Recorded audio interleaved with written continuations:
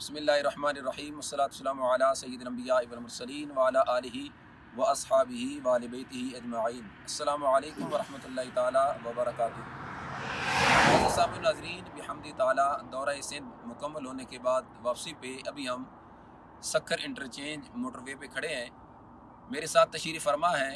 Chairman Tehreek Labbaik اسلام حضرت قبلہ پیر محمد امیر اللہ نبیل سیالوی صاحب، اور ساتھ ہی تشریف فرما ہے تحریک صراط مستقیم صوبہ سندھ ضلع گھٹکی کے امیر استاذ العلماء حضرت مفتی محمد عبد السمیع چاچڑ جلالی صاحب، اور ساتھ ہی تشریف فرما ہے صاحبزادہ والا شان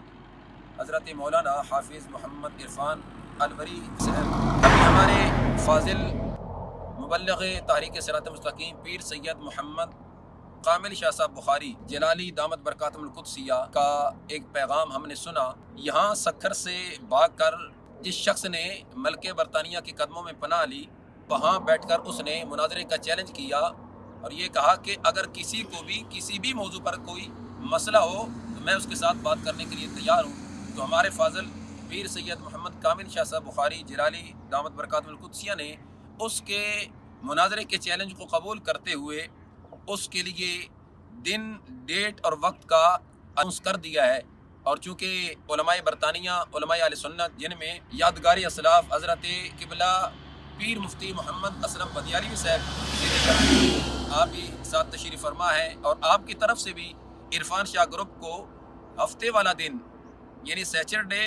دن 1 بجے اس کا بھی اناؤنس کر دیا گیا ہے۔ تو میں اپنی طرف سے جلالیہ علماء کونسل پاکستان کی جانب سے علماء برطانیہ اور پیر سید محمد کامل شاہ صاحب زیدہ شرفو کو خراج تحسین بھی پیش کرتا ہوں، اور ان کے اس دعوت مناظرہ کو قبول کرنے کے بعد ڈیٹ، دن اور وقت کے تعین کرنے کے اعلان کا بھی خیر مقدم کرتا ہوں، اور ان کے لیے دعا گو ہوں جتنے بھی علماء اہل سنت اس تکفیری گروپ کے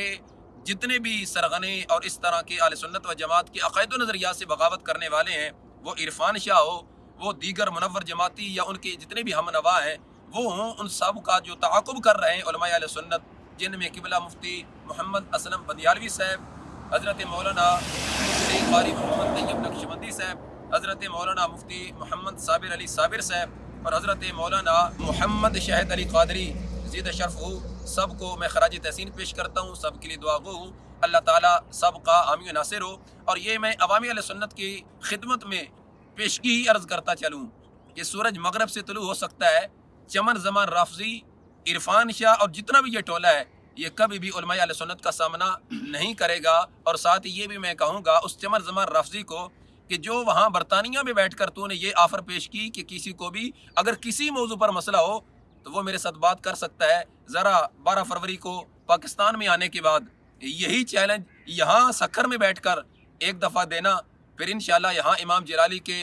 تلامذہ اور خدام تمہارا تعاقب کیسے کریں گے یہ زمانہ دیکھے گا۔ اور دوسرا گھٹکی میں ہمارا اللہ کے فضل سے تحفظ عقائد اہل سنت کنونشن ہوا، جس میں بھی بندہ نچیز نے اس کو مناظرے کا چیلنج دیا ہے، اس کا بھی ہم انتظار کر رہے ہیں کہ کب یہ قبول کرتا ہے۔ مگر